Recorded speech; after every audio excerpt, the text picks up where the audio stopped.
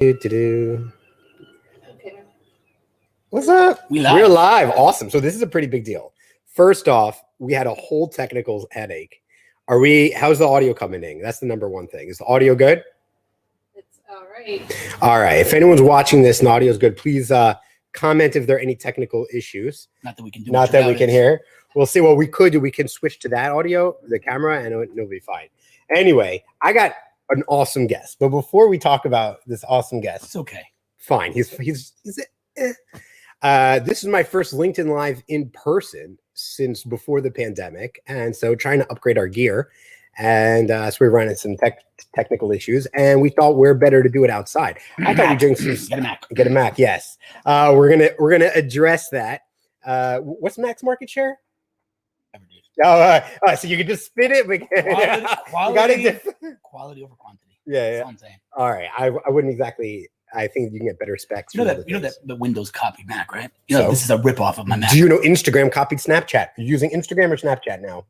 Instagram. Okay, you deleted your Snapchat. We used to. I don't know Instagram. I don't know. Debate that. That's debatable. I think that's debatable. Once they said they won't buy them. Why do you use a PC though? What? Why do you use a PC? Well, okay. So this is actually a great conversation. People like to do what they're used to. So I am used to a PC. It's the same UI. I understand that. It's not exactly. It's like Windows. I have no problem with it. That's fine. It doesn't bother me. So what if it ripped it off? There are no viruses on my computer. I've never had a virus. I've never had either. So you have an antivirus. I don't have antivirus. I don't have antivirus. Oh, that's a different I problem. probably shouldn't be saying that out loud. Now did I attack you? Anyway. That's fine. Plenty of attacks. Go for it. I welcome it. All right, so we're off to a great start, and there are a few things we wanted to talk about. Obviously, marketing and tech goes without saying, because this is a place where both you and I are strong. We have a strong following. You all over socials, me and LinkedIn in particular, and we're both passionate about it, right? And there's something unique in what makes a person passionate. People say I have a lot of energy, which I do, and you also have a lot of energy, which you do. Caffeine. It's a lot of caffeine, also. Cheers to that. We'll find that. And I feel that one of the things that make people like a lot of energy is because, and you'd like to say that you have an ADD moment, is that there's so much you want to do, that you're so many things that you're passionate about. So let's start off when you have so much to do, whether you're an entrepreneur or if you're a marketer in-house in a tech company, and there's so many different marketing opportunities for you to do and collaborations for you to do. How is one able to juggle and do everything? I mean, listen, there's just qualitative marketing and quantitative marketing. It's two different worlds. I'm a qualitative kind of guy. You're the quantitative guy. I don't do, user acquisition. I don't run ads. That leave that for someone else. But at the end of the day, I think sentiment is underrated, right? People's feelings. It sounds so fluffy and whatever, but if people love your brand, right, it goes a really long way. I think people, are easy to dismiss emotions because they're fluffy, but that's what it is. It's all about emotions. What do people feel about your brand? Right. I mean, as you demonstrated, you and Apple, right? You're wearing the shirt, you're wearing the thing. But let's stay focused B2B, because I feel like there's a challenge for marketers to get people to be emotionally connect with their brand. They see it as a service, a solution, an important, you know what I mean? They don't get emotionally involved or connected. The problem is most marketers answer the question what, not why. Sure. I'm rereading Start With Why right now.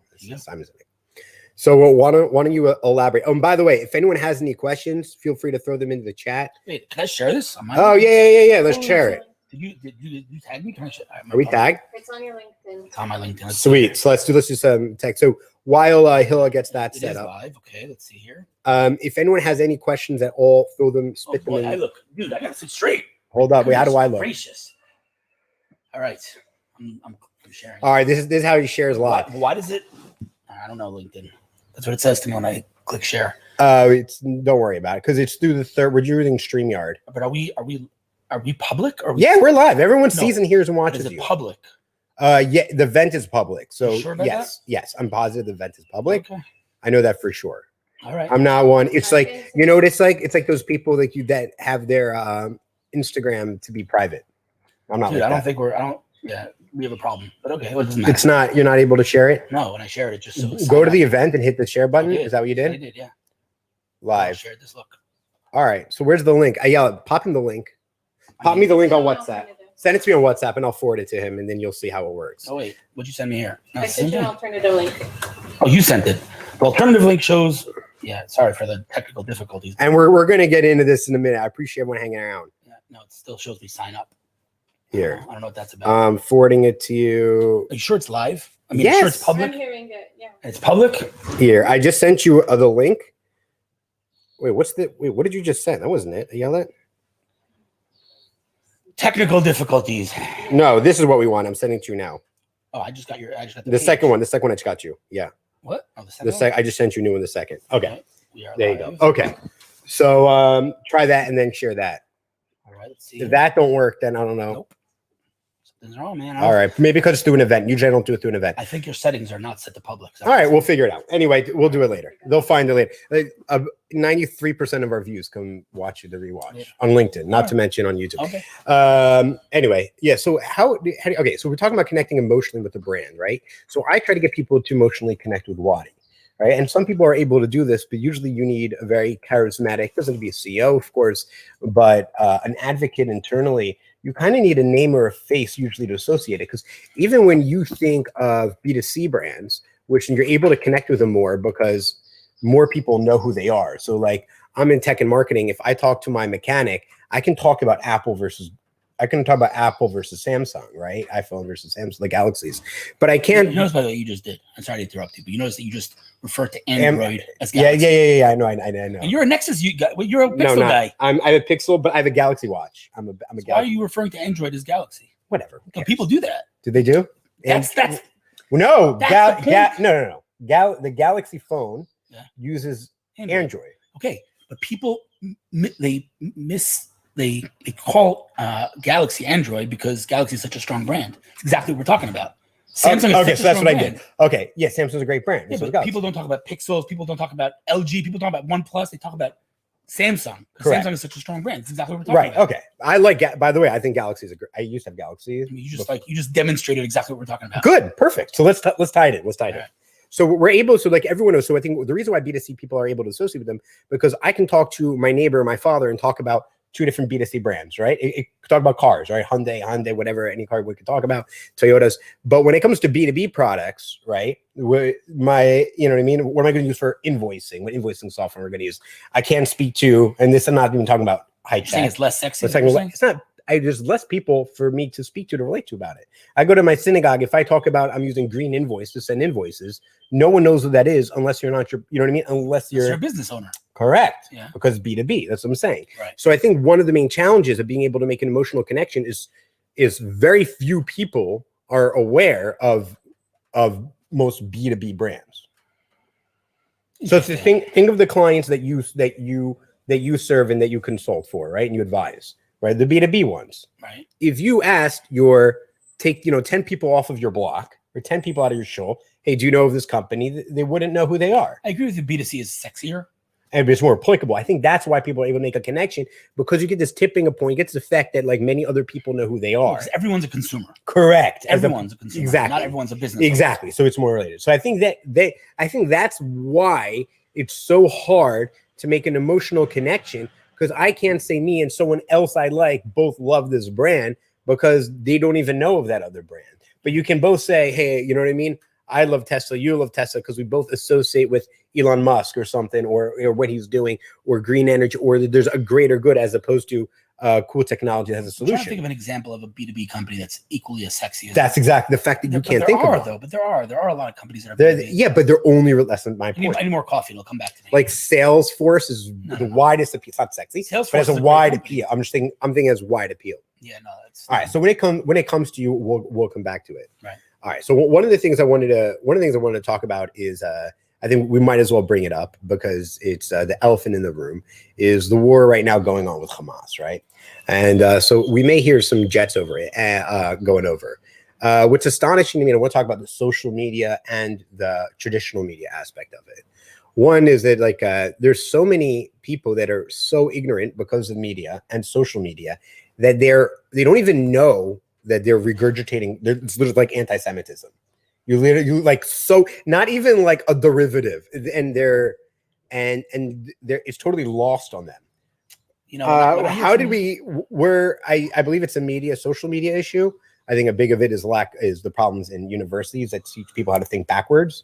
I'm struggling against, unless you're in STEM, you go in universities. Put aside your opinions for one second. Let's look at this objectively, right? I think people like who spread lies, they're not spreading lies to be evil. They're literally fed those lies. They believe correct. So your opinions are assigned to you more than you develop them. Right. I mean, listen, there are people who know they're lying. I understand. Right. Right. That's what I'm saying. They just don't know. Correct. They don't know because at the end of the day, the number, I'm talking volume, okay? The volume, the number of people with their narrative versus our narrative, I mean, there's no comparison. They're literally billions of people and we're like thousands. Right. So, I mean, our story just won't get the popularity that theirs will. Sure. It's just a numbers game. I understand if it's a popularity, if it's like, okay, the sports teams, but we're not talking about that, right? So we could say, you know what I mean? The New York Knicks has many more fans. Well, they have 2 New York basketball teams, but a bigger market. Let's say this serves a sports team will have bigger fans than, let's say, a smaller city naturally, right? A greater city because they serve fair, but it's more than that. But this is actual like truth versus lies. Correct. I mean, this is literally like correct. Objectively it's not just lies. Right. It's not even a tribal issue. No. So how do we fight in social media? That's a really good question. I once sat with Peter Lerner. He's the spokesman of the IDF. He was the last spokesman of the IDF, and he literally called me into his office to ask me that question. We can't win on numbers. Like it's just objectively, there are billions of people, and we are tens of thousands, hundreds of thousands. Right. That's just a fact. Like we're not going to win on the numbers game. Right. So how do you win? And so, I don't know that there's a right answer, but I mean, maybe it's my naive self who believes that like at the end of the day, truth prevails. Like, I don't think so. You really don't think? You think like I don't believe that truth prevails. I don't think it doesn't prevail. I think whether it prevails or not has to do with So what do we do then in that case? What are we gonna lie? We're not gonna lie. We're honest. We tell the truth. And when we make a mistake, we stand up. But like the other side is just literally lying. They're taking pictures from Syria and saying that it's. I know. So and people buy that. How do you fight that? I don't know. I don't know the answer. The question: do you fight fire with fire? No. So you can't. We're not gonna lie. I understand that, right? We don't because it's in a Noah's character. To me, you got to play the high ground, and I do. But the people don't follow the high ground. Well, I believe that eventually they will. Maybe why? Yeah, but believing isn't enough for me. You're right. I'm saying that's the only option I have. I'm not gonna. I know what you mean. I'm just wondering if there's anything. I don't know. There's a better option. So we gotta stick with the truth and hope for the best. I mean, you're right. The lies are much sexier, right? Oh, of course they are. Also, it gives people virtue. It makes them feel like they're morally superior. Why don't we hold on one second? Why don't we actually talk about the issues at hand instead of talking about lies versus truth? The reality is, this is just a fact. Okay, Israel does everything to minimize civilian deaths. Correct. Fact. To a point, I would say that's exaggerated. To a point, what I say it's to a point where Israeli civilians are become at risk. Yes. To a point, some would say it's even immoral to the extent. Perfect. Like an example, you have a building that's harboring terrorists. They're in that building or a tunnel. Right? Mm-hmm. If there's a kid within a radius of whatever, then Israel will not bomb that. Mm-hmm. Again, these are facts. This is not. So is that a good thing? I mean, yeah, we don't want to kill innocent children, of course. On the other hand, there are 50 terrorists. They were going to kill hundreds of children. And they're intentionally bringing that child. Right, so it's a really. It's not like there's one time there happens. It's not a simple discussion. It's a really complicated discussion, and I think at the end of the day, Israel. I'm proud to say that Israel's always taken the higher ground. By the way, we're human. We make mistakes, but at the end of the day, our mistakes are their strategy. Correct, which is why I like that. I think our whole strategy. I think our whole strategy is backwards. Really? I think it's all backwards because if one of the great, in my opinion, obviously it's my opinion, being unpredictable is one of your greatest strengths, not in business, in marketing, in strategy, or in foreign policy, is being unpredictable. Right. If your enemies know what you're going to do, or enemies or competitors know what you're going to do when some things happen, you're predictable. They know how to react. You're right on the front of the war, but when it comes down to at the end of the day, morality, right? 20 years from now, when we look back at this quote unquote war, we realize that we killed innocent children. I'm not sure. It's a steep. I don't know. I don't know. I don't know. No one knows. It's also immoral to let terrorists survive and kill innocent people. Correct. So it's not and kill civilians in Gaza. By the way, think of how many civilians continue to die. Yeah. Think of how many people talk about, right? They're Judenrein, they're anti-women, anti-gay, anti-any liberal value. Yeah, that's funny, by the way. Think of how much oppression continues because of it, right? I read this morning, I think it was on Twitter, that the LGBTQ community in America is supporting the Palestinians. Of course they are. Of course. Like, do you realize what would happen to you if you walked into Gaza right now? If they don't care, it's not about that. It's just anti-Semitism. Right. It's fine. But they know that, right? Do they know that? Are they ignorant? They don't know that. They don't know that. They don't know. They think they stand for truth. Okay. There's that. I think that's the problem with universities and media. So let's bring it back to media. So I have this theory that you've even learned this in the last year. You should now that experts seem to be wrong and radically overvalued. In general. Okay. That's my opinion. Explain. Okay. So experts on polling, wrong. Experts on coronavirus, experts on masks. It seems like the experts just have more experience, but have no idea. It's a very general statement. It is. I'm speaking general. I'm not talking about specifics. I also find that specifically experts are already, just like someone that has a university degree, they're trained to think a certain way that often is not relevant or applicable for circumstances at hand. Right. So anybody, this is business, this could be politics, this could be economics, this could be foreign policy, in business, that means like you have a certain perception of, let's just give an example, how ads are run most effectively. And that on LinkedIn. But what happens when a new platform comes and you have to adapt? Correct. I can tell you how many people I've interviewed that they're excellent B2C advertisers, Google and Facebook, and they're like, oh, I know Facebook, I can do LinkedIn. It's different, and it's not. And you might understand the platform and the data and the numbers a little bit, but I mean, the lead gen versus e-commerce is one thing, but the whole different long-term strategy to that, it's not. So, one expert in a foreign policy expert isn't an expert in specific foreign policy. Oh, you know what I mean? An advertising expert isn't an expert even in B2B. And then you have so many certain segments. And then even then things change, and every unique situation is a unique situation. Right. So you actually shouldn't come with it from your experience and expertise. I think you got to leave sometimes you need to learn how to leave your experience behind you. Well, yes and no. I mean, like for taking ads, for example, right? So there are things that you can learn from, let's call it Facebook ads, and apply on LinkedIn ads, but there are things that are different. You can't take it 100% and just put it on. Right? It's a different platform, but there are things, whether it's the human psychology and how people perceive ads, whatever it may be, there are things that you can, take between platforms, but you can't ever think that, this is a universal truth that applies everywhere. It's correct. No, I understand. Right. So it's a lot of people I don't know. So I'm in general, I guess, to kind of bring it back, and we'll bring it back to tech, is that when you hear things from the media, I mean, they've been wrong about so many things. And the media is a weapon today. Correct. It's a weapon. Right. It's a tool for weaponized thing. Like, that again, in our case, that our enemies are using against us. And by the way, I don't know what to call it. To me, it's pathetic. Like, I literally just right before we went live, I was looking at my Facebook, and there was I'm not going to mention the publication. There was a publication that literally just their title was not publication. Business Insider, not 99% false, 100% false. Yeah. Just lies, straight up lies, because they're fed garbage by the by whatever, and so they don't know better. Or they do know better. They know what sells. I don't know. I want to give them the benefit of the doubt and say they don't know better. No, it's time to start giving people the benefit of the doubt. Yeah, I don't know. But this isn't the first round. This is saying, like, it's this crazy. Is human lives here. Spread lies. This is morality. Lies. It's not even like half lies. It's lies. Straight up lies. Like, but by the way, let's say the Business Insider. I mean, they have an obligation to actually check sources. And the problem is, most people in media now, in general, it's all hit jobs. It's a hit job on Israel, a hit job on public figures. That's what I'm saying. Like, I've lost in the last year and a half, like, almost all credibility with experts in the media. If CNN says something, I know it's probably the opposite, right? It's no matter what the topic is, right? So it's in general, I'm just finding that experts and investigate reporters, let's not say investigate reporters, also them too, often it's distorted. You also have to, I'm just playing devil's advocate here. You also have to remember this is a business they're running, and what sells more. Correct.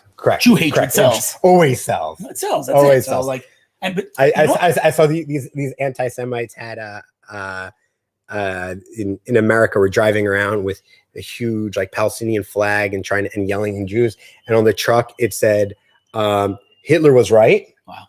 And then it also said under it, the Holocaust never happened. So it's just kind of contradictory. It's like anti-Semitism sells, and we'll put it on the same side of this truck because it sells so well that it can contradict, and it wouldn't even occur to people how that makes no sense. Just like it's, and in the media it reports on demonstrations. It's not like they never highlight these people. It's frustrating. What's frustrating to me, and again, I think we should move on from this topic. What's frustrating to me is just it's not even like gray.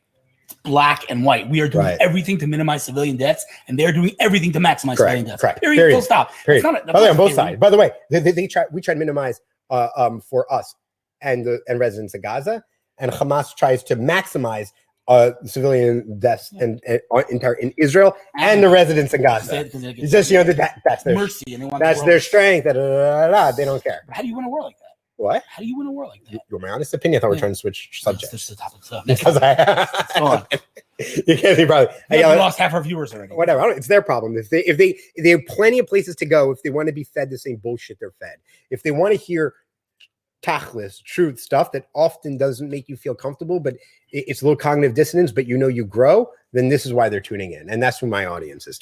And if there's any questions I yell at, if anyone has any questions, throw them in. We're happy to address them. Are we? All right, cool. What? Are we? Do we want to go there? Oh, I love questions. Yeah, I know, but on this topic? Or this topic, right? Probably better not. All right, sweet. Okay, so another question that I often get, a lot of people ask me, there's two challenges I'm seeing in the industry.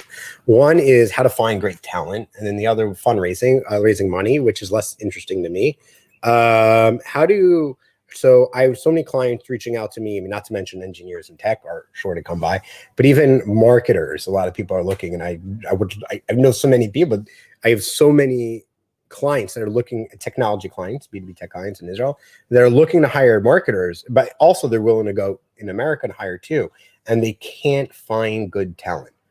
Why is that? Is B2B marketing like too new? No, is it like, I think it's a question of misconception. I think people, they look at someone, let's say, with no experience, and they assume they have no talent, right? Mm-hmm. So, I mean, how do you measure talent unless you hire the person to work with them? So they're basing it on, superficial things like, okay, this guy has 4 years of experience, not 7, he must not be a good marketer. When in reality, I've gotten hundreds of people jobs, 0 experience, and they kicked butt at the job. Right. So, like, I think that I don't know what to call the perception or the decision-making process by which you determine how talented a person is broken.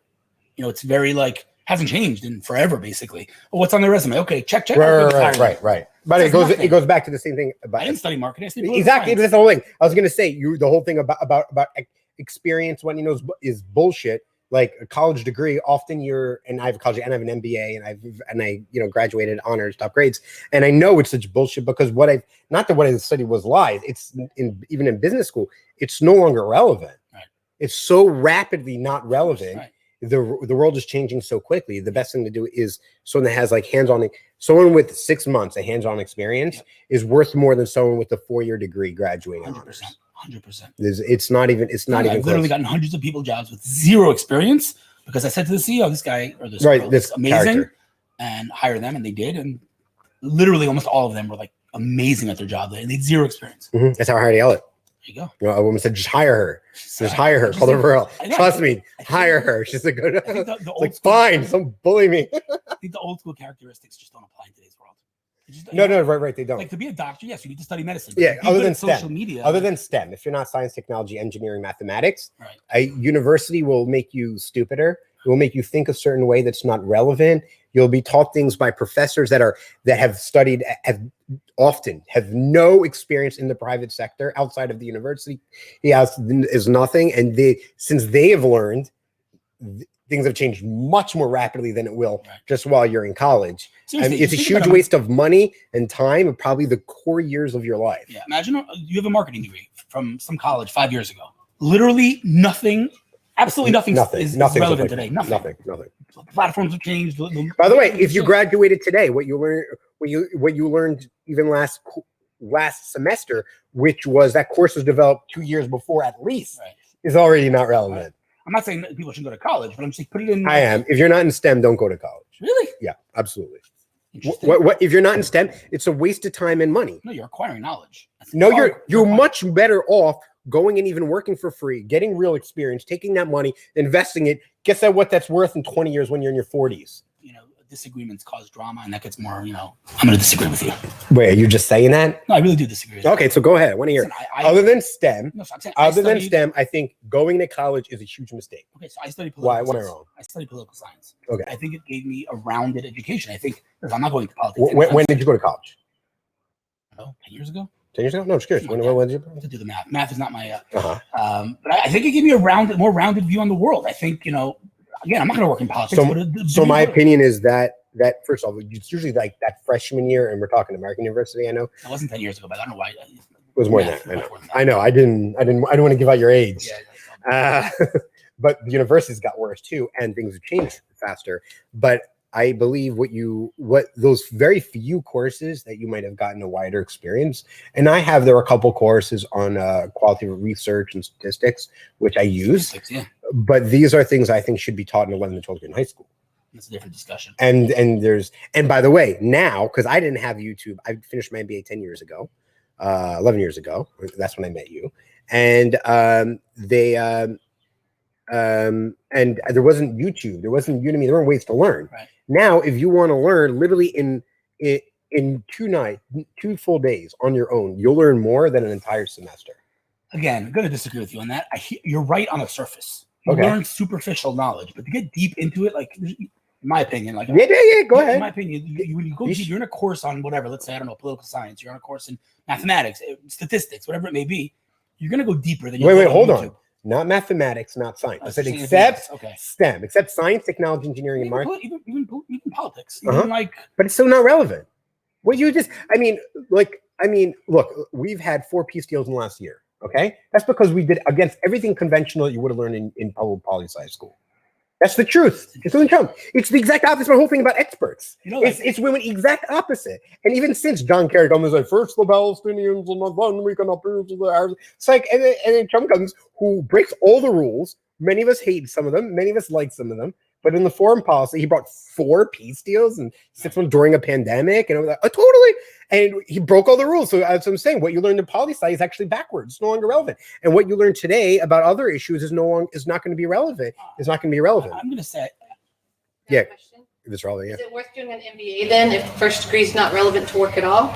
Is it worth doing an MBA? No, absolutely not. Wow. And I have an MBA, and truly moving towards experience. No, towards experience. I would hire I learned the most working for kind of like a lone wolf entrepreneur, sitting next to him, seeing how he does invoicing, following up, a recruit, sales, customer service, You'll learn more getting an internship than you would from an MBA.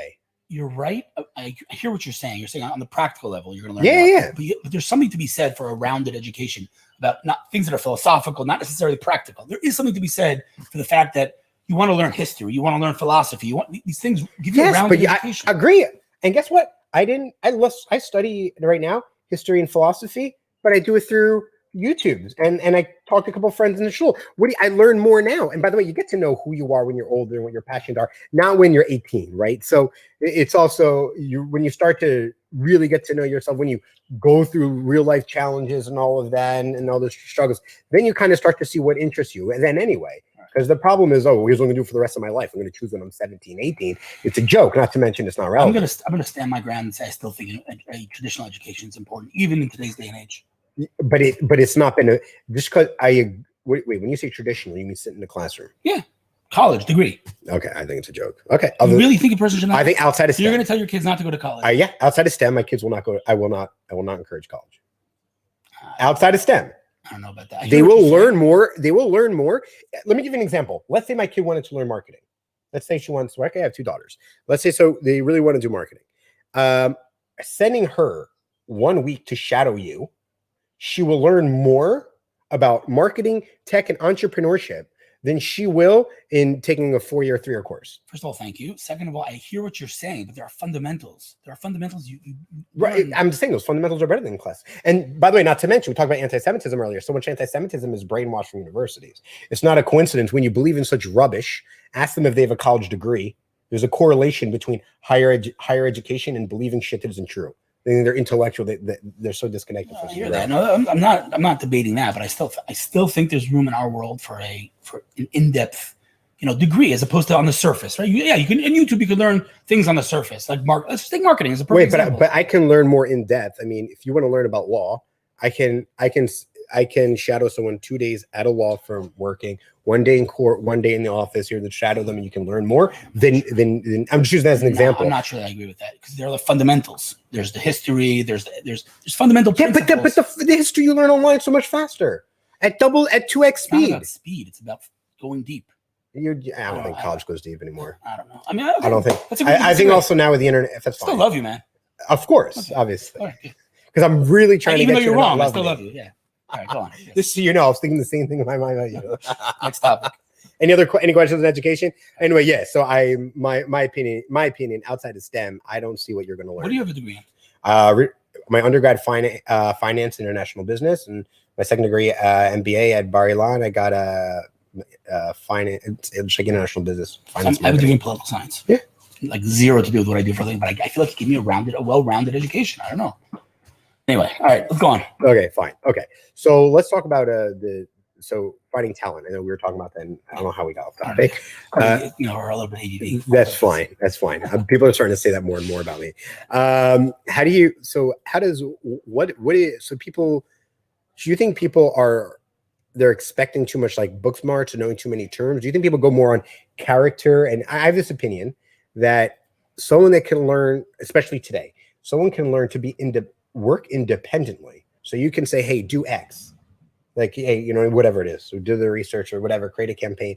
Even if they don't know how, they have the capacity and capability to figure it out and do it on their own. I don't disagree with that. That's true. But I think that's more important than, let's say, experience. Why? Those things aren't mutually exclusive. Correct. What I'm saying is I think too many people are leaning too hard on experience and not capability and being able to self-taught, especially as there's more work. Experience or education?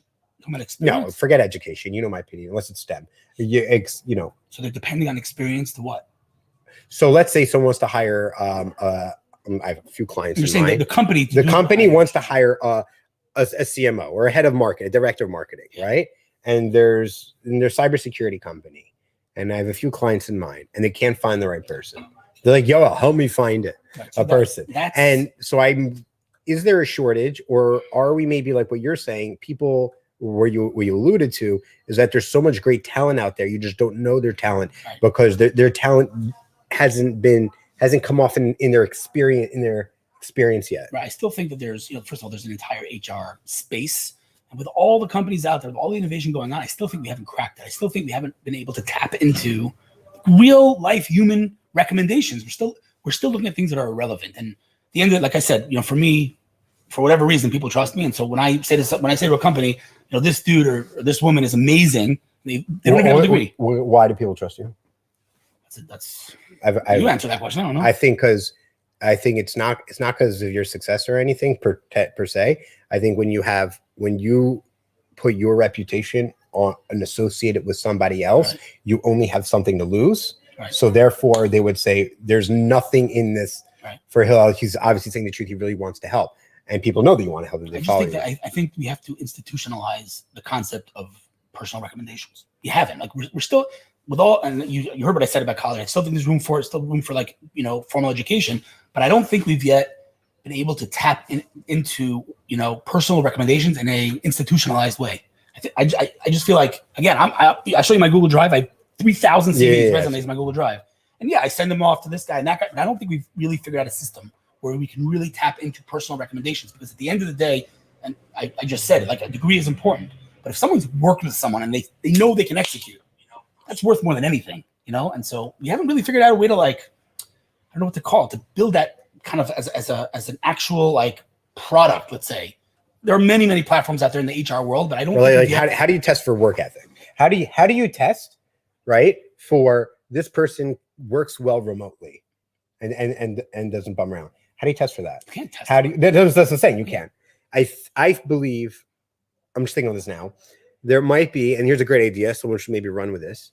If maybe you've a third party technology, not yet, but maybe like an agency that can pre-screen people on non-quantitative metrics, qualitative metrics. You do that. Then you turn it into quantitative. If you might not get. You maybe have to give them a number score and something, but you would maybe if to give them a number score or something like that. But you would say, how does this person work well, or in teams? They prefer to put on headphones and, you know, listen to music and do the work. And these are all legit things. And when you're asked these, and I feel this when I'm asking in an interview, that they're telling me that they're trying to answer how they think I want to hear it. Right. So now I have to ask it backwards. Then I'm like, maybe they're just saying it because they want to hear it. Maybe they are right. All right. Guy from Kaimovich from Blend says, unless you're super connected, you won't get an interview or foot in the door without a degree or MBA if it's the requirement from hiring management. So my opinion is, if they're requiring you to get an MBA, I think you're in the wrong business. I think you're at the wrong employer. I also disagree with the comment completely. Like, I think, from experience, I've gotten hundreds of people jobs who did not have the relevant experience. Right, but I'm just saying that your employer guy, I think the employer's backwards hasn't adapted. If they demand an MBA, then I mean, aren't you competent? You're working there now, right? He said, my foot in the door without a degree and the requirement, a requirement from a hiring manager. I mean, if that's an absolute requirement, I mean, what, you're going to get an MBA and guess what? In a couple of years, it's no longer a requirement. That job's no longer available. Anyone who requires it, and I have an MBA, and very few of our employees. Geography comes into play here. I think it's different. Well, right. Okay, so there are cultural differences. I agree. In Israel, like literally, I'll email a CEO and be like, dude, this woman is amazing. She's like, I work with her. She's unbelievable. But hold on. But let me ask you this: if he saw the CEO, if he saw her CV, her resume, and so it didn't say experience, it didn't say education on it. Yeah. Right, but had good references. Yeah, it didn't have. Would that stop without your recommendation? Without my recommendation, he wouldn't even look at her. He wouldn't look at her. Yeah, right. So therefore, I mean, along with 90% of people, have a flaw in the talent that they look to attract. Then how else can you measure it if you don't know someone? But that's what I'm saying. Maybe we need a third party thing. But first off, I think everyone should be open to anyone that doesn't have an education. No, but hypothetically, now, if it's not, what else is there? I mean, if there's not recommendations and there's not experience, then what is there? What is? How does a person possibly know this person's talented and capable? Without a recommendation, without, I mean, that's the right. I know. So what do you suggest? I mean, so I'll give you an example. My business coach on this.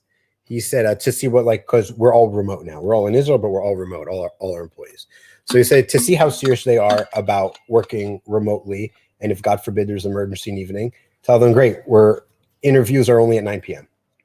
Okay. Just to see how they respond. How dedicated they are. Yeah, just how dedicated. It's for an interview. If they say, oh no, I'm only available during the day, I've just pre-qualified someone that when we have an American clients, Wednesdays we talk to our American clients, so we stay up late.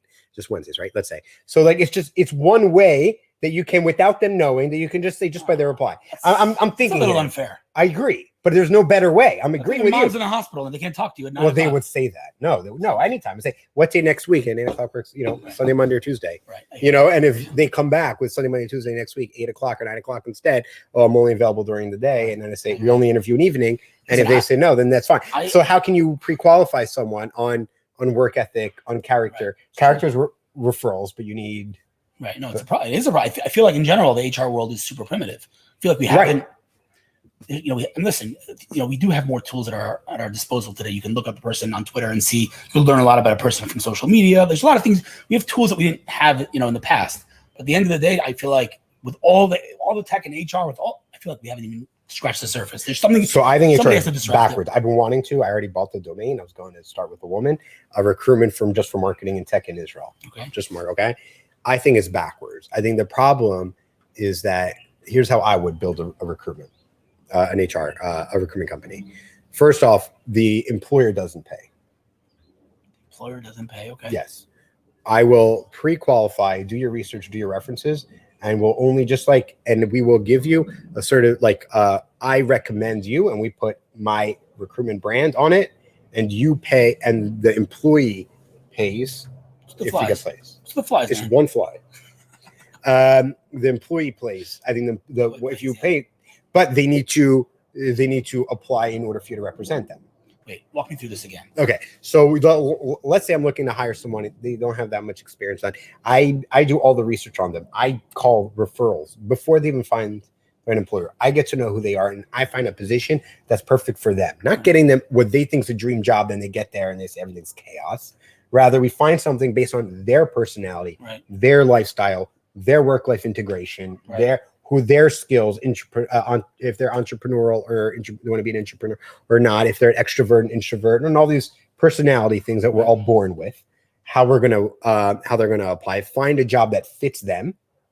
Geographically, is it remote? How many days in the office? Or are they going to manage people? Are the people? There's a million things that fits their personality, and you place them in the job. And I think that the person that you place, if they're there, let's say after 6 months, then they should compensate. Then they should pay. Not the employer. I think that's a mistake. Interesting. Because I think it's backwards. Because in the employer, then they're just show them here. They're just shoving you in interviews. That's not right for you, thinking it's a number game. Right. But here now I'm saying, hey, they work with me. I can vouch. And then ideally, what I would do is after you do this for 6 months, if you want me to place the best talent and I know they're right for your job, then you can also turn around and eventually get money from the employer and say, if you only want to tap even exclusivity. Why not building it? Because I'm too busy building a million things. I'm giving these ideas away to help the world. I have a million ideas. It's a good thing I didn't give my cousin. Build it. I have so many ideas. I just never can execute them. All right. It's probably the most frustrating thing is how many ideas. It's a problem. Entrepreneurs. Yeah, it's. What are some ideas that you've had that you have been able to? That you didn't have the time to execute. Now you're putting me on the spot, my friend. I just thinking, at the end of the day, like we haven't really productized. Let's call it. This doesn't sound very philosophical, but productized humanity, right? I feel like there's so much talent out there. There's, whether it's recommendations, whatever it may be, there's just, non-quantitative things that we're just not tapping into. Talent. What is talent? Skills are quantitative. Talent is qualitative. Correct. How do I tap into this person's talent? Correct. I have no idea. Like a person could have zero education, literally zero. I have no marketing education. Not that I'm so talented. I'm just saying, like, people, you could have the most amazing, the most unbelievable talent in the world. You'll never know it because they didn't get their MBA. And I just feel like somebody has, like, there's a lot of companies. I was once an advisor at a company that didn't succeed at the end, but that's what it focused on, kind of quantifying talent. Somebody's got to do that. I feel like the whole HR world and recruiting, everything is totally broken. Yeah, that's my point. Yeah. Right. There are a lot of companies, and I think that's why there's no talent. Whoever cracks it though, anyway, $1 trillion business. Great, literally. If we can just scale my idea, I'm just saying, like, if anyone's interested, wants to do it with me, you can reach out if you have the time. There's a lot of potential out there in the HR world. Think about every other. I come by so many people looking for work, and I come by so many people looking for, and it's just I don't know why they're never. Think about it, not every, but most other spaces have really been disrupted by technology. Like, think about any right. No, everything, literally, almost any industry. Right. Shipping, insurance, everything. Transportation, communication, all of them. Technology plays a serious role. When it comes to HR, it's weak. Right. It's weak. That's what I'm saying. Yeah. That's what I'm saying. I want to disrupt. I agree. And I think it could be. All right. And I think that it's backwards. You have the person play. Right. So many things. I'm also building that people don't even know about. Yeah, I'm just telling you, like, what I do is it's not a scalable thing. But people send me their resume. I put it in my Google Drive on their folders. A company says they're hiring for marketing. I send them that folder, and I have a shortcut on my iPhone, so I don't have to write out the whole thing. I do it 50 times a day. And the shortcut says, here is a link to a folder of marketing degrees. I don't necessarily know everyone here. We're going to share that. Can we share that publicly, that link? Or no? I don't see why not. Are you okay with it? Yeah, I don't see. So great. So people are looking for marketing CVs. We're gonna we'll put in the comments, or you can reach out to reach out to Hillel directly. I'm just saying, like, okay, that's great. And again, I've gotten hundreds of people, but that's not a scalable thing. I'm one person. No, I understand that's not scalable. You're helping people. Right. Okay, got it. Okay. So do you think there's something back to shifting gears here? Companies trying to raise money. What do you think of the process of how technology companies raise money? How do you think it can improve? I feel that also needs a disruption. Yeah. I mean, our crowd and iAngel are in a way kind of disrupting. I love our crowd. I love iAngels. Don't get me wrong, but I don't think that's right. It's a different animal. It's a different. I understand. So in the traditional sense, how can we disrupt? How does it need to be disrupted? It really is connected to the thing we talked about before, which is, again, how do you quantify a person's talent? Right. If you have an entrepreneur who's never done anything before. Right. So it's all personality. It's a cat. Is there an animal up there? Yeah. Okay. So So you meet an entrepreneur who has no track record. Their idea is good, but how do you invest in a person like that? So you have to figure out a way to disrupt that, right? Obviously, serial entrepreneurs are more investable because they've done it before. They know what they're doing. But at the end of the day, and by the way, I'll play the devil's advocate, the other side of the table here, and say that ideas are kind of worthless. If you think about it. Right. We've mentioned a few in this conversation. Let's just think about this one second. What was Facebook's idea? What was Twitter's idea? What was LinkedIn's idea? What was Google's idea? Google was number 17 search engine in the world. What did they do different? They just did it better, right? Facebook did it better. It wasn't MySpace, it was Facebook, right? Every company, it's not about the idea, it's about execution at the end of the day, right? So I don't know. I mean, I could come up with ideas from now to tomorrow. It's really about the company that's going to execute on this idea and not about the idea, in my opinion. But this is one of those industries, that's begging to be disrupted. Right. So that's what I'm asking you. First off, what do you think? So maybe someone out there will go and run with this. Hopefully someone here in Israel. What do you think is wrong with the current process? Well, describe to me the current process as you see it, and then I'll tell you. So I'm sure I do not know the current process, but I hear so many people talking about trying to raise money, and there's a lot of people are raising money now more than ever, particularly in Israel. Right. But I think originally, kind of like you would submit it, you get VCs probably get opportunities all day. So that's right there. Stop right there. Right. That's not the way it should work. Right. It should be right. I agree. By the way, just like applying for a job, I don't believe. Correct. You get a CV from someone you don't know their personality. Correct. Because I think personality, in my opinion, I hire on personality. Personality is far more important than, Not necessarily personality, but and attitude more than aptitude. their person's essence. Right. You can vouch for a person's essence, and they could have zero background. Even the idea, by the way, the idea could stink.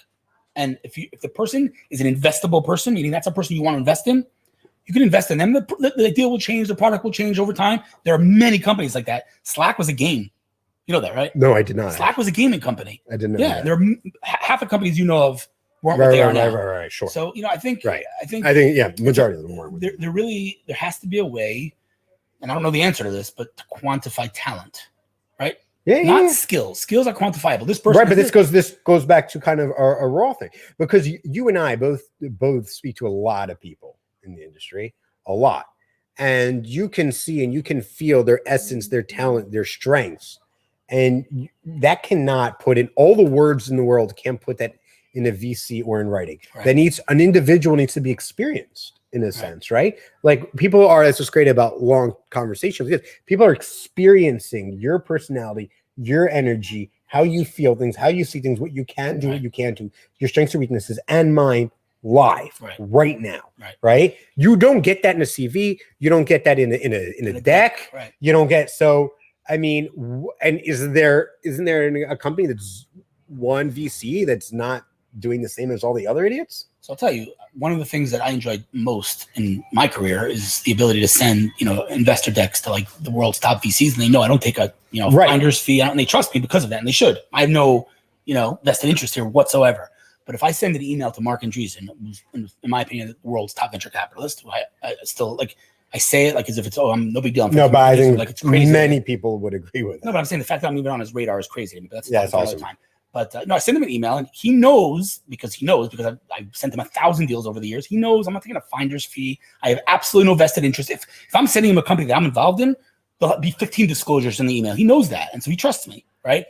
There's got to be a way to scale that trust, right? Because an investor deck to some I can't even tell you how many times entrepreneurs reach out to me and they say, okay, I'm building a consumer product, whatever, social media, and I want to pitch Battery Ventures. I'm like, Battery Ventures doesn't invest in consumer. Here's a challenge. Here's an issue, I think. So I'm thinking, how could we like scale the trust, right? So in my opinion, the greatest thing about Amazon, more than the speed delivery and everything, is the reviews. Okay. But that's already been gamed. That's my point. Yeah. Now, when you talk about people, not product, everyone's got a fucking opinion. Drop the F-bomb. An experience with people that people are going to go out of their way to ruin anything that's scalable by manipulating it negatively. So people will do, hey, pieces, I heard this and that, hire people for fake reviews. I mean, look at Glassdoor, right? Glassdoor is supposed to scale, and it's full of employers hiring 5-star. It's their job. It's Amazon's job to try to weed them out. Because at the end of the day, if that's so. But I'm saying, if it's people, not a product, I don't think there's really a way to weed it out, right? There has to be. I don't know the answer to the question. It's a good question, but the ability to due diligence a person, and that's what I mean. Like so like I was saying about recruitment, or you were saying about helping investors. I'm putting the Hillel Fuld stamp of approval on this, right? Just like I can go into a place to eat, it says it's kosher. No one's there and making sure it's kosher, but there's a rub. But no, just think what that comes in, and they put their stamp of approval, and I trust them, or don't trust them. I don't trust that. God, should I trust that? Everyone has different opinions. So maybe I think what we need is a third. It might have to be an organization, for profit, ideally, in my opinion, an organization. Due diligence companies. Yes. And then we need someone to watch them, right? Because who's going to fact check the fact checkers? It's never ending, right? Right, I know. Like, then who's going to investigate reporters? Because they'll be paid off in 2 seconds. I understand what I'm saying, right? It's like, how many of these fact checkers are full of shit, right? You're having a lot of bombs today. I'm just saying, there are children watching. Please. I even noticed there aren't children watching. It's on LinkedIn. That's the advantage of being on LinkedIn. Beautiful. Yeah, I don't know. I mean, in general, the whole investment, startup, due diligence, the whole process, in my opinion, needs to be disrupted. I just feel like it's broken. I don't know how. I just think so. Technology can't. I think it needs that human touch. I mean, listen, kind of like it's like agencies can't even scale like what I do. The fact that I get, I don't know, I'm going to say 20 emails a day. That's like an understatement by far, from companies who want me to connect them with VCs, and 9 out of 10 of them are targeting the wrong VCs. They're a consumer company targeting Battery Ventures. Battery Ventures they don't invest in consumer. Like, what are you doing? Right. You don't do any research, right?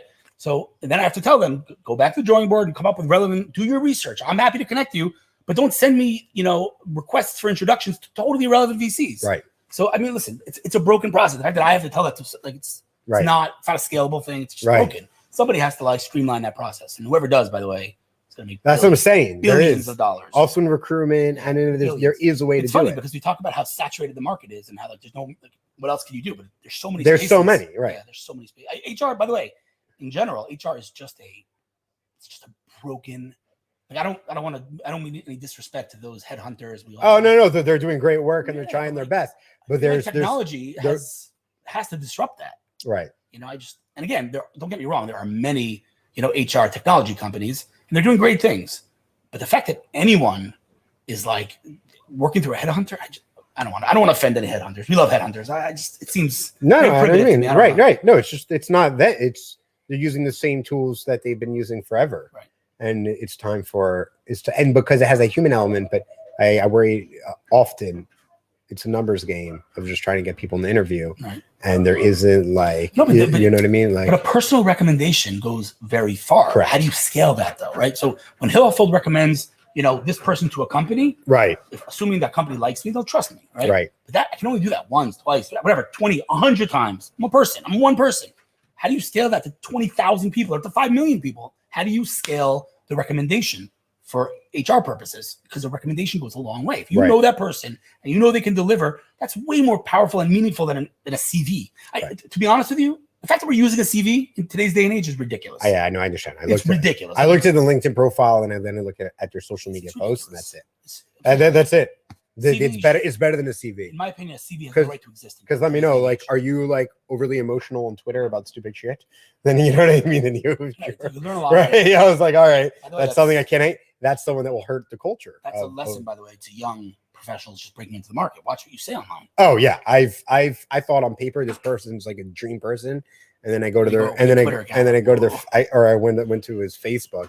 And I'm like, this guy's ISIS. I'm like, no, seriously, he was a communist. It's psycho. Yeah, no, I'm saying that's a really big, important lesson to young professionals. Like, you think what you say on Snapchat or what you say on Instagram is just like for you and your friends. You are very wrong. Correct. Like, this is like, in my opinion, like this is, today we look at CVs or employers look at CVs. In a year from now, 5 years from now, like they're gonna look at social media before they look at CVs. Now they look at social media with CVs. Correct. That's right. CVs are gonna be irrelevant. They're gonna look at what this person talks about and what they say, what they believe in, and what's their work ethic. You can learn so much about a person from their Twitter. Correct. So much. Which is why I tend to stay off maybe the occasional retweet. Yeah, I mean, listen, I don't. When I know when I get in if I get active on Twitter, I know it can bring out a side of me that isn't the best. I don't know. So I therefore stay away. It's the same reason why I don't bring like junk food into the house. Listen, I usually try to stay away from politics on Twitter. I try to keep it business oriented so that I can speak to a wider audience, obviously. But when we have things like going on today with it's war, it's not politics. Right? So maybe I should not go there, but I can't help myself. No. You have to. You have a moral obligation. You have a moral obligation. So much. I mean, during the Holocaust, the New York Times. Oh, really? Really heavy today. Yeah, they're terrible. I mean, they're the worst. I mean, they hid the Holocaust. They intentionally didn't report on it. People talk about, they didn't bomb the trains to I was like, really? I mean, they have concentration camps in China of Uyghur Muslims where they're not bombing those trains. We have a question from Natalia. What's up, Natalia? Now she totally agrees about the CV, but what about a video CV? Interesting. I think that's better than a regular CV. A video CV is interesting, except for one problem. Nobody knows how to swallow that. Like, no companies that want to, like, you're sending a video CV, like, what's wrong with you, kind of? No, companies don't expect it. Good. So when it's a standard, it's great. Okay, let me give you another. Let me try a different question. Maybe we'll get the same answer. Sometimes I'm engaging with someone on a post on LinkedIn, and then I or them will send a connection request, right? And then sometimes on a very rare occasion, right, you might get a thanks for connecting message back, but they'll do like a 10-second video. Hey, my name's whatever, Lior. Never seen that. You've never gotten that. It's great. In 10 seconds, obviously this guy does it a lot at scale. He says my name, great to connect, learn about, like to follow you to learn more about LinkedIn ads, whatever. That's it. Very generic. And I'm like, that go such a far way. Now, I remembered your face. I remembered your voice. I remembered your posture. I remembered I remember your name, which is so hard to remember. You know who talks about this a lot, actually? Gary Vaynerchuk. Yeah. He does right in Twitter, right? So that's great. So I think a video CV, it might be like, okay, what do I do with this? But you're memorable. I hear what you're saying, and yes, you are memorable, but I still feel like like the companies have their processes. Is there a negative to it? Yeah, because no, in addition to the CV, not instead. Right. So they come out and you throw in a video and you do a video introduction. First of all, it depends what's in the video, right? Obviously, you have to. Obviously, I mean, you're dressed nice, whatever. You're not. No, I'm saying you're not stumbling over yourself. No, if you're not a good communicator and you're applying for a communication position, then I'm going to see it quickly. If you're doing a video versus on a CV, where you might think you're a good communicator and I don't know better. By the way, isn't it surprising? I was reading David Ogilvy's book, the King of Madison Ave, the biography, and he was saying how frustrated he gets that marketing and advertising is a communications business, and so many marketers are so bad at communication, and that's why they stuck in marketing. And I think that's a pre-qualifier, since we were talking about earlier about hiring 100%. Marketers. How good are they at communicating? I've noticed a lot of people that I've interviewed in person, half of them have very poor eye contact. Really? Yeah. So sitting out here, right here, very poor eye contact. And there's one guy I was blown away with his eye contact, and he wasn't the right fit for his. He didn't have enough B2B experience for whatever his eye. He wasn't the right fit. But I sent him over to 3 other marketing agencies. I was like, this man has great interpersonal skills, doesn't have B2B, and you're also. But so I'm gonna challenge you on that. Yeah, go ahead, please. What we talked about before. Do you really believe? Talk about a lot of things. Yeah, I know, but do you really believe that if a person's intelligent, learns fast, whatever, he needs B2B experience to do marketing for B2B? No, not at all. But if you've spent 10 years in B2C and e-commerce, you're trying to retrain a brain is harder than getting an empty brain. I would rather get someone that has no college experience, right? That you can train how they think, as opposed to college experience and they were taught things that are obsolete or not relevant, and now I need to reteach them. It's actually, they're worse off than someone with an experience, with a job. But you can't like. The fact is that marketing, in the 100% of what you need to do good marketing, I'd say you're going to disagree with this, but I'd say 70 to 80% are the same, whether it's B2B or B2C. So 20 to 30% you need to relearn. But I don't think it's fundamentally different. It's about sentiment. It's about getting people to care. It's about communicating. It's all the same stuff, right? But there are different, tactics. If you're a good marketer at B2C, you have the potential to be a good marketer at B2B, in my opinion. Probably disagree with that, I assume. That if you're a good marketer, you're a good marketer, as far as I'm concerned. Yeah. Well, you know what? I think we need to define good marketer. I'm saying, if you can market a consumer product well, you can learn, tweak your knowledge and be a good B2B. Yeah, for brand, yes. Advertising, no. Oh, advertising. I'm not even going towards that. That's what I just want to say. For branding, I agree with you. Yes, a good brander. I think if you make, let's say, even great websites for B2B companies, I think you would do great doing also for B2C companies. But I think on advertising or SEO, it's not even the same. That's a whole different question. Do we even need advertising, traditional advertising today? But let's stop it for another time. What's all right, let's see. We just got a bunch of shout outs, and people are saying, hey, Tom, the public's watching. We got from Visam. He's our tech guy on the SEO team. He said the microphone quality is super good. So that's good. Woo-hoo. All right. What's up? We didn't try 4 mics before this. We did not. Right. No, not at all. Not at all. All right. Daniel asked about the MBA. Here. He also, wait, what did Daniel ask? Is it worth doing an MBA? First degree, not relevant. Yeah. Okay. Yeah, we probably disagree. Yeah. I'm trying to see. Unless you're okay. Some of these questions are the same. Yeah, let's see. Many. Do HR look at GitHub activity? Good question. I got nothing. I have no idea. Sorry. I know what I know. Eitan, also known as Ethan. HR recruiters gets tons of CVs, and it's easy to filter out relevant candidates very quickly with a document. That's true. With video, would just make work more difficult, hard to print, scan quickly over, etc. That's a legit criticism. No, so I just want to say one thing about that, right? So again, if I showed you my Google Drive, dude, you can't even imagine how many CVs I have. It's actually ridiculous. Literally, I have thousands of CVs of people that just send me their CVs. And I think that people don't spend enough time thinking of the recipient. I know. I've had people, what they name their CV. Yeah. They send me a CV and it's named like CV version 6 ENG. Dude, look at this. Read these things. Right? It's endless. Wait, these are all my CV. Every folder. Right. Every folder. Right. Here, and you right. Literally everything. Right. I have tons of CVs in every. Right. And again, this is my opinion. I'm sure that there are HR people out there that disagree with what I'm about to say, but why would you not send a PDF when it's just cleaner? Why are you sending a Word document with formatting issues and it looks different on a phone? It looks like a computer. Right. Just send me a PDF. Most people don't know it looks different.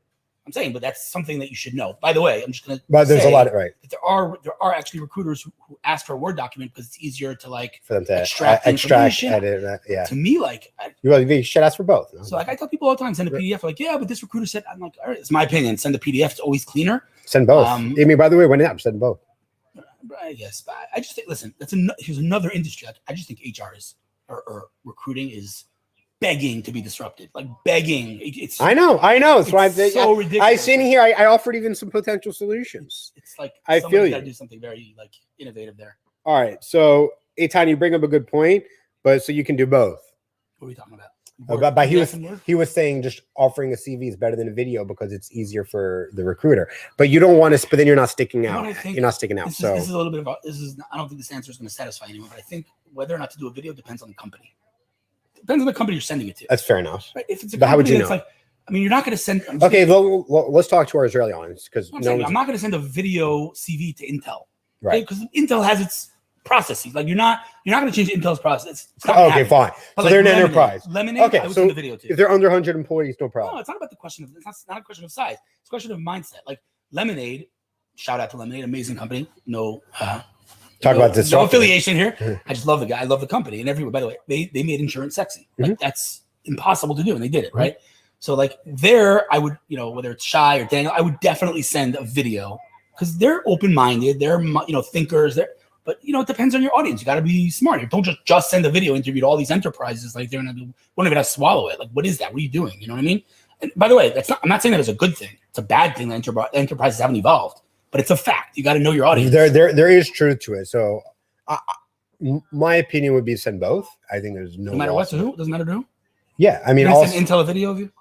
No, I'm not playing Intel. I wouldn't. I'm saying, but I would never want to work at a huge company like that. It depends on the company. You can't send a video to like old school. Right. Okay. So it's useless. I don't think it's going to be lost on it. I don't think it will go against you. There's nothing to lose other than the time. You're saying send both. Yes. Okay, I hear that. And what about and then cover letter? Yes, right? Cover letter? So you're saying three documents? I'm asking you, what do you think, since we're on it? Because it is a document, it's somewhere in between the two. Listen, I'm trying to draw clarity. I think by this conversation, even if we're saying the same things, a little bit of nuances, people are going to be able to apply certain things to their unique situation that's not directly being asked. This is a perfect example of know your audience, right? To you and me, who are, let's call it out-of-the-box thinkers, why would I not send, a CV, a video, the whole thing, right? Right. But like, you gotta know your audience. Who are you applying to? Again, if you're applying for a job at Intel, then I'm not looking at your creative. Of course, I'm exaggerating, but like, just do what we're asking. Actually, let me speak directly to the Israeli audience. Send a thank you for your time email. Let alone when I used to work in Philly, Morgan Stanley, and Xerox, you always send a handwritten thank you and an email. And it will go such a difference.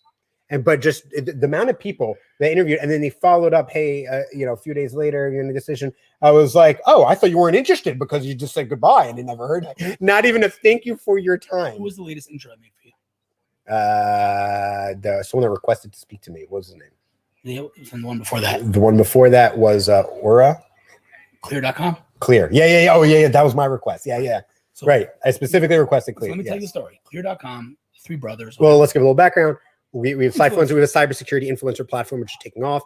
Clear does influencer marketing a little bit different, very different. Trying to see what I can learn from. Now.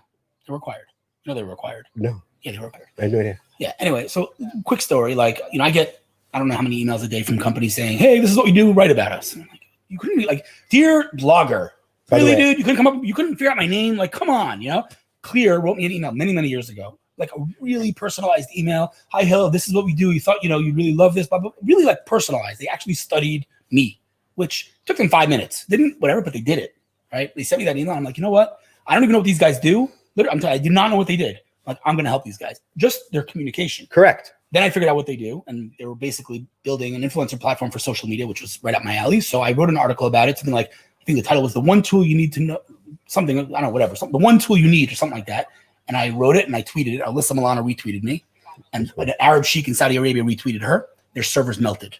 Literally, that's how they launched their company. Seriously. because they spent 2 minutes writing an email. Right. Just be human. It's unbelievable. Be human. Stop thinking like a machine. Right. Well, unfortunately, I don't think many people know what being human is. So what do you saying? Like, put yourself on the other side. The recipients, what would be most effective? To get a template, dear blogger. Like, who's going to respond to that? Right.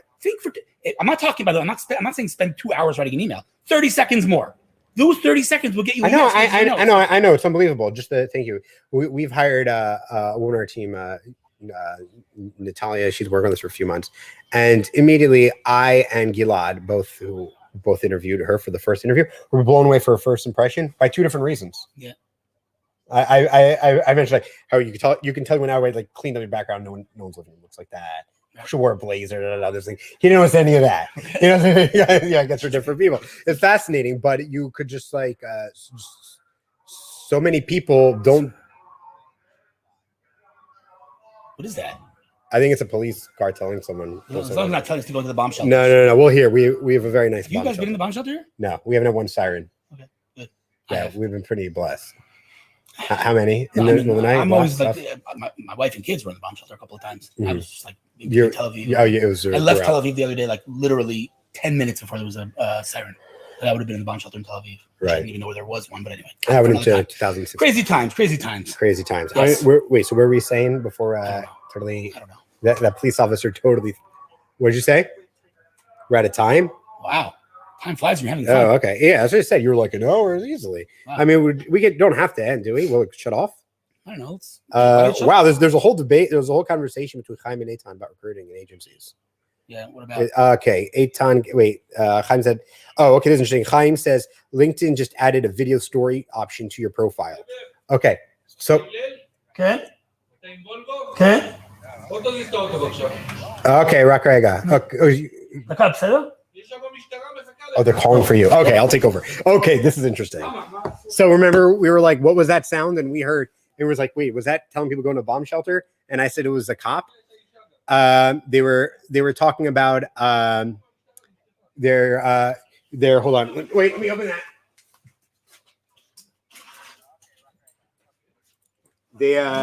That's actually really hilarious what just happened.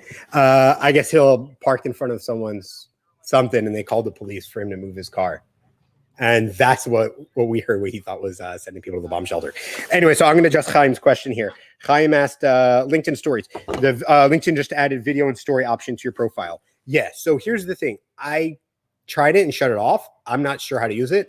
I'm a big believer that some personal branding can be counterproductive. And I don't know how to properly use this yet. So I think some things, sometimes giving too much information, it can be about yourself, can be counterproductive in a way. Leave a little bit to the imagination to, oh, I already know this person. I feel like I got a good vibe from him. So I'm maybe not going to go and reach out to him, or finally got everything I needed out of that person just by them speaking. That's kind of like my vibe for it. So I'm not really sure. I haven't done it yet. I'm waiting to see a few other people's examples, and then I'm going to go give it a shot. Eitan, recruitment agencies ask for words so they can remove your personal details before passing it on. Okay, thank you. That's good to know. Chaim asks because their applicant tracking system isn't compatible with PDF. Isn't that interesting? There's always more than what you think. Yeah. By the way, if you're a marketer looking for a job in tech, specifically, let me know. I have a lot of clients that are looking to hire relatively senior marketing managers, not junior in particular. Mr. Simcha says, I think it is also along the line about a video introduction for companies. Yeah, I guess you can see that, but you don't know. I mean, as me, I have a few audiences, right? And think about you too. You might be looking for work, but also currently employed. So you have your employer, and then you have your general networking, and then you were trying to hit recruitments or internal HR. And the problem is that you might not give your full picture of who you are with the video. I don't know. I honestly have no idea. I do probably intend to do it in the future, but I'm going to have to wait to see what other people actually do there. Yeah, sorry, I don't have a better. Sorry that I don't have a better answer for you. Yeah, so that those cops were it's for you. What happened? What were you blocking? A driveway? I think we should bounce though because. What, you think they're pissing you off? No, like, whatever. Anyway, yeah. Whatever. Anyway, so now I was answering some questions about LinkedIn now has on your profile that you can do a video instead of a. And I said I'm not ready to. Does everyone have that? Is it launched to everyone? Yeah, I think so. Yeah, I haven't done it yet. I tried it. I think I'm worried that you can do more.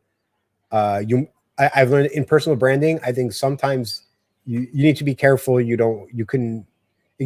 possible to be counterproductive into your goal. And I think that some people are not good on video. You got to know that's true too, by the way. I didn't mention that. If you're not good on video, then obviously don't do it. Most people who aren't good at video don't know they're not good at video. So. Well, I think, I do know. You're doing. I'm just saying. So some people listen. By the way, when I talk to entrepreneurs about content, obviously I'm a big video guy. I love video. I love audio, but it's not meant for everyone. Some people are just not good, are better writers. Correct. They're not as charismatic, and some people. I don't mean to be rude, but like they're just not video friendly. Yeah. Yeah. What do they say? They have a good face for radio. Yeah. Podcast face. I don't mean any offense to anyone. Listen, some people are better writers. Some people are better, audio, a good voice. Some people are better, video in terms of visuals. You have to know your talents. That's all. All right. It's not right for everyone. So let's close out. If anyone has any following last questions or comments, throw them in now. I bet you this is the only LinkedIn Live that you got that the person you were interviewing almost got arrested. I only got arrested, but it was definitely the most. It doesn't matter. It was probably never had that. I'm just saying. I'm just going to tell my grandkids. I was doing this interview in this. Well, you don't even have to tell them. You can send them a link. There you go. All right, so let's do a quick recap because we did go through a lot. All right, so let's go one. First, higher education. I say STEM, not worth it. You think there's still something to be learned, maybe at the right university, can be well-rounded. Definitely. Okay, I still think you should get that in high school. You can still get that online, or you can get that. You round. All right, whatever. No, but okay. Then the other thing I think is we talk about disruption, right? So anything and literally anything and everything can be disrupted, and we've talked about two things that have a human element that's hard to disrupt, have yet to be disrupted. And if you want to do it for recruitment, reach out to me. One is recruitment, and then the other one is investor relations. Do you think there's something else also that hasn't been disrupted? I would assume it's a human thing, right? I'm trying to think of another. There are a lot, but I'm sure. I'm blanking right now, but right, and it's hard to scale. Or listen, a lot of I'd say primitive industries have been disrupted by technology, things that you would never imagine, like insurance, right? But I think there's still many industries that are very old school. In medicine, and there's a ton of innovation. At the end of the day, like you're still going to like this doctor's office and waiting in line. Like there's things to be done, I think. Yeah. But that's also a cultural thing. Right. You know what I mean? Just some people, you can have online shopping, but there's so many people that just are so used to, and even I sometimes just walking up and down the aisle. You want to hold it. Yeah. And that's legit. I think, but there are companies, I think that's just, and yeah, go ahead. There are companies, I can't actually talk about them because I am signed on an NDA. There are companies that are going to take the best of both worlds and combine them into an amazing shopping experience. But beautiful. I'd love to hear that. I want to hear. I want to learn about that. Nose, by the way. That's pretty cool. That I fly my nose? Yeah, it's pretty cool. No, it's not so fun video. Not so cool. I need someone to zoom in on that and get it in slow motion. I literally fly one of my nose. That's hilarious. Okay, and then another. I find actually we didn't mention only LinkedIn Live that you've done someone had a fly go up their nose. So that admitted to it, because I feel like if it's happened to someone else, they didn't acknowledge it. I don't know if that says more about the fly or your nose. All right, and where what needs a great anti-Semitism joke? Yes, it was. It was, and that it was thinly veiled. Government probably needs the biggest disruption, but the problem there is old school is teachers unions as an example, right? Counterproductive, the anti-education. Well, I have to say, maybe I'm subjective, but I have to say, I think if you think about all the things that the government in Israel are doing, like, it's chief scientists, I think the general, listen, don't get me wrong, there's a lot of primitive garbage in the Israeli government, but Israel has socialist roots and isn't too old. There's a lot of forward thinking, specifically when it comes to technology. Right, because because technology came after, in my opinion, I think this happened in America too. Technology is what we call technology the technology we use today is so relatively new that the regulations are always playing catch up. Right, that's true. There aren't pre-regulated, because it's not primitive industry. Is there another country that has like a chief scientist that's funding tech companies with no equity and no? I don't know if such a thing. I wouldn't be surprised for smaller countries because you need that to compete. It's harder. You need to go out of your way. You need to hustle. In Israel, I feel like innovation isn't just innovation. Innovation saves lives. Well, that's correct. We need innovation to survive. Right, but we need innovative ideas, not just an innovative way of thinking. Which goes back to why I You know don't like Zeke? people to. Yeah, congrats, H Club. Yeah, Why you do I know, want you know more? the story there? She What? was in the Air Force. No, I don't know her story. Okay, so What's her name? Yael Wiesel was in the Air Force, and I could be telling the story a little bit wrong, but this is the concept. She was building like the technology for fighter pilot helmets. And then she took that technology and adapted it to e-commerce and built a company that was like any retailer in the world was using her technology, and then Walmart just acquired her. But she took the knowledge from the army and applied it to. It was like Better Place when they took the technology of holding missiles. But they get me angry because Shai Agassi gets me so angry. I could talk about Better Place for a month. Just move on. It's such a mess. It's such a miss. Like it's unbelievable. Such a miss. They literally built Tesla before Tesla. I know. How did you mess that up? Easily. The guy. This thing. He's too much of a global guy. I'm going to meet him, by the way. Are you? I really want to meet him. I would love to ask him some hard questions. Not in a rude way, but because like, why on earth, when you have Israel and Denmark, such great countries now, you're spending money in California, taxis in Tokyo? That's what I would ask. That's the first question. What's grabbing the focus? Renault? Really? Right? Yeah, I know that would do. Really? I know. How about use a normal car? I know. I was like Tesla. I was like Renault. I was like, what's that? I'm not a. Yeah, I mean they made a lot of mistakes. You know how much money he raised?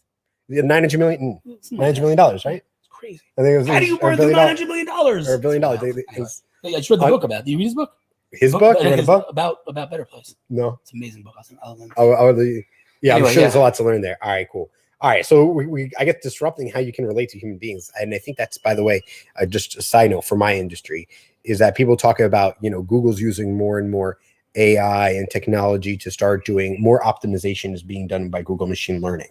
Still very little, right? But it's coming more and faster. I think Google's the most interesting company in the entire industry. I would agree with you, and but there's always. You know why? How come? I'll tell you what. Probably for a different reason. Sorry for interrupting you. No, it's fine. Close enough. I think Google's the most interesting company out there because they are not afraid to fail.